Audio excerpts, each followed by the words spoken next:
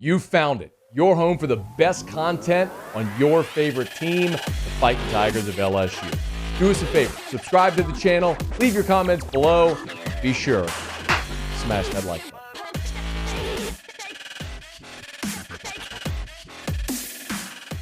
I said I'm going to enjoy every day. Obviously, the day I got the job, be able to coach at LSU. There's so many memorable games, so many memorable players, the crowd, the fans, winning the championship, all that. But I really, for me, on a daily basis, just be able to come to work and coach for the Tigers. Ed Orgeron on the SEC Coaches Teleconference on Wednesday, reflecting a bit on his time as LSU's head coach, which did bring a national championship to LSU. But he's under 2 weeks now remaining with his time as head coach, and the big question is, who is next at LSU?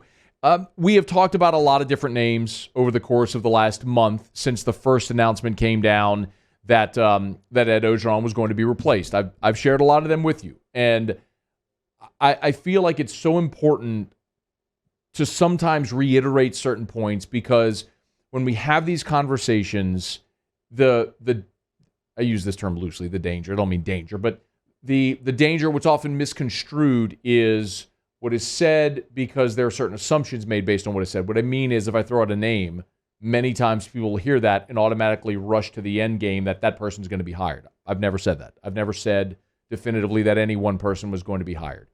I gave you names initially that I heard. I've added other names that I've heard as it's gone along, just picking up breadcrumbs along the trail as we moved along. The significant news today is that the Detroit Free Press is reporting that Mel Tucker and Michigan State are nearing a $100 million contract. Well, it's $95 million. 10-year, $95 million contract. Would pay Mel Tucker $9.5 million a year, which would make him the second highest paid coach in all of college football, behind only Nick Saban. It was about a month ago that I told you LSU floated a $100 million contract in the agent world. It's an 8-year, $100 million contract to see what type of inbound interest they might get. My theory, again, this is a different, that I believe happened. My theory is that's where some of the bigger names you heard came in. That's where I think Mike Tomlin came. That's where I think Matt Rule came. When you started hearing some of that chatter, that was the agent world trying to leverage attention for their client. I believe the same thing happened with Mel Tucker. I absolutely believe that there are factions at LSU that were very interested in Mel Tucker. I do not believe Scott Woodward was at this point. And it's pretty clear that Mel Tucker leveraged the number, or Mel Tucker's agent leveraged the number that LSU was throwing out to get his client that deal at Michigan State. So good for him. A lot of people are going to say, man, everyone's getting paid off LSU. That's how this works. That's how the coaching carousel works. Agents leverage attention from other schools to get the best deal for their client. That's how it works. James Franklin, I told you several weeks ago that James Franklin and Penn State were working toward a new deal, and if he were to leave Penn State, it's not going to be for LSU because initial contact didn't go well, and so they moved on. It's the whole concept that I've explained about dating. You can't get married without having a first date. How long that process goes, I have no idea. It's different ranges and different interest levels or whatever, but you have to have that first date before you can move on and ultimately get to the finish line. So just because you have that first conversation doesn't mean a deal is going to get done with any given particular person. Jimbo Fisher on Monday adamantly proclaimed he plans to stay in College Station. I've told you over and over, I believe him. I believe Jimbo Fisher, that he wants to stay in College Station, that he does not plan to leave. I also believe that Scott Woodward will keep calling him. I don't think they're going to pull Jimbo, by the way. But I do believe he'll keep calling. Lincoln Riley is most definitely a person of interest. And I, again, mentioned a month ago that LSU was floating an 8-year, $100 million contract. Well, Jake Crane of the J-Boy Show, liked Jake a lot, met him at Media Days, does a really good job. He mentioned, or he tweeted, mentioned on his show that LSU has offered Lincoln Riley an 8-year, $96 million contract. Boy, that number sounds familiar, doesn't it? 8 years, right about $100 million. Huh. So I absolutely believe that that's the numbers LSU is discussing because I've told you that for a month now. I do not believe LSU has formally extended that offer to Lincoln Riley. I do not believe that LSU has formally extended an offer to any coach. I absolutely believe they've had those types of conversations about contract numbers and dollar figures and what it might be. But again, that's not specifically with a coach. Those are all handled through intermediaries. And a lot of times it's not even the athletic director having that conversation. It's someone working on behalf of the athletic director. Oftentimes that's why schools hire search firms. So the school can have some plausible deniability and they keep their hands clean in the whole thing. That's why you hire a search firm, is to handle some of those conversations. To the best of my knowledge, LSU has not hired a search firm in this case, nor did Scott Woodward do that with the Kim Mulkey hire or the Jay Johnson hire. He had intermediaries make those calls for him, usually people outside of the athletic department, i.e. boosters, people he trusts in those respects. So I absolutely believe those conversations have been had. I absolutely believe those are the numbers we're discussing because I've told you that for a month now. I do not believe a formal offer has been extended to anybody yet. The big question is, and I did mention this in hour one, I'll mention it again here. I did have a conversation today where with someone who I trust implicitly, and they told me with 100% certainty that 2 NFL teams are interested in Lincoln Riley and have contacted his representation. That should be no surprise. Every year, Lincoln Riley gets interest from the NFL. And this will be a year like every other year and like every other year that will come in the future. As long as Lincoln Riley keeps turning out great offenses and as long as the NFL continues to adapt and evolve in that mold. When you see Cliff Kingsbury, who was a very middling head coach, he was just okay. And a large part of that wasn't because he wasn't a good offensive mind. It's how do you recruit great players to Lubbock, Texas? You don't. Well, you go to the NFL, you could be a great offensive coach.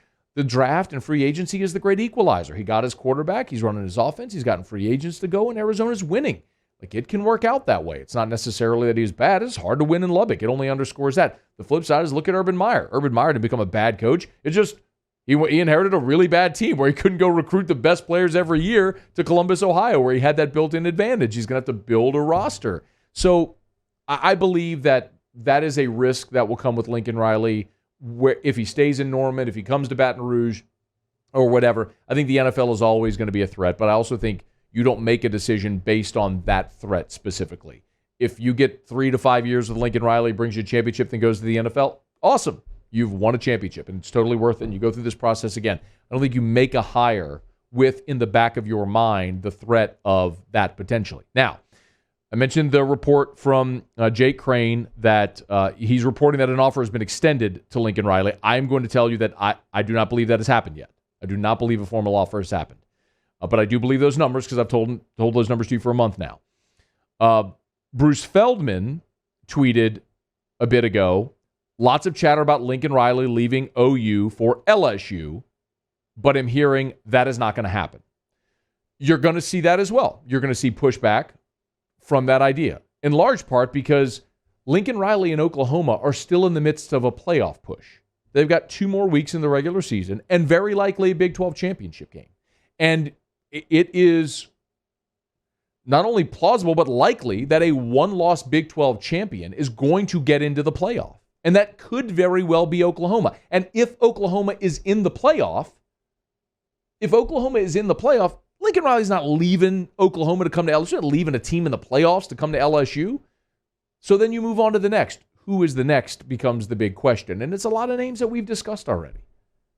You know, if you strike Jimbo, if you strike Mel Tucker, if you strike Lincoln Riley, you strike James Franklin, you strike Luke Fickell, you start to look around, and it's not that these are people that have said no, because you have to formally offer someone before they can say yes. But sometimes you sit down and have coffee and you just realize there's no chemistry and you don't go on a second date. That happens. So it's finding who that right person is. Then you start to look at a list. That's why last week I told you that the most recent name that I've heard is Matt Campbell at Iowa State. I don't know necessarily if that's a fantastic fit. Quite honestly, I haven't vetted it tremendously. One concern that I would have about Matt Campbell is there is this sort of idea that he doesn't want to go chasing 5 stars. And if that's the truth, then LSU's probably not the best fit for you, man. If you want to stay in the Midwest and win 7-8 games a year and be deified, you want to be Kirk Ferentz, go be that. But that's not going to work here. That's a conversation they have to have. Billy Napier is a name that will keep coming up because Billy Napier wants the job. I've said this a million times. He came on this show to campaign for the job. He wants the job very badly. But I also know that TCU is going to make a play for Billy Napier. I know that Virginia Tech, he'll be in the mix there. If Florida comes open, told he'll be in the mix there. So if that becomes, the guy who, if everyone else says no, here's your floor. Well, if he's got options and you're dragging your feet, you may miss the boat there. So Scott Woodward's juggling a lot of these balls right now. And I'll go back to the thing that I've said all along with this is, do you trust Scott Woodward? And I do, because he has successfully navigated so many of these searches at different schools, in different sports, and he wins. This is the thing that he is professionally exceptional at. You don't hear a lot of leaks. You don't hear anything at all from Scott or anything at all from anyone within the LSU administration. You hear a lot from media members. You hear a lot from agents. You hear other coaches being asked about interest. You're not hearing anything from LSU. So, do you trust that over the next 2 weeks, they'll navigate these waters and get the right person in place? I do.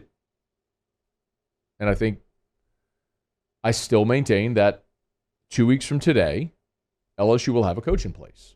I think they'll play A&M on that Saturday, and then by the middle of next week, they'll have a coach. It might be within 48 hours. But the hay will be in the barn. I think much of the hay is already in the barn. They know which direction they're going to go. I think the bigger question is watching these college football playoff dominoes fall, and to see if Lincoln Riley is a guy that could be in place. So you take your big swing at the big name. We'll all find out this in relatively short order. But again, the report, one report, which again, I'll reiterate, I do not believe that there's been a formal offer for this job. But the report from Jake Crane over at the J-Boy Show, he's reporting that Lincoln Riley has an offer from LSU, which I do believe could very well be forthcoming. I do not believe that's happened yet. And Bruce Feldman tweeting that he's hearing Lincoln Riley at LSU is not going to happen. And by the way, just because you offer doesn't mean that it's a done deal. So both could be right. It could be proven out that both end up being right. The time will tell. Hey, thanks so much for watching. Please leave your comments. I love to interact. And be sure to hit the red subscribe button below.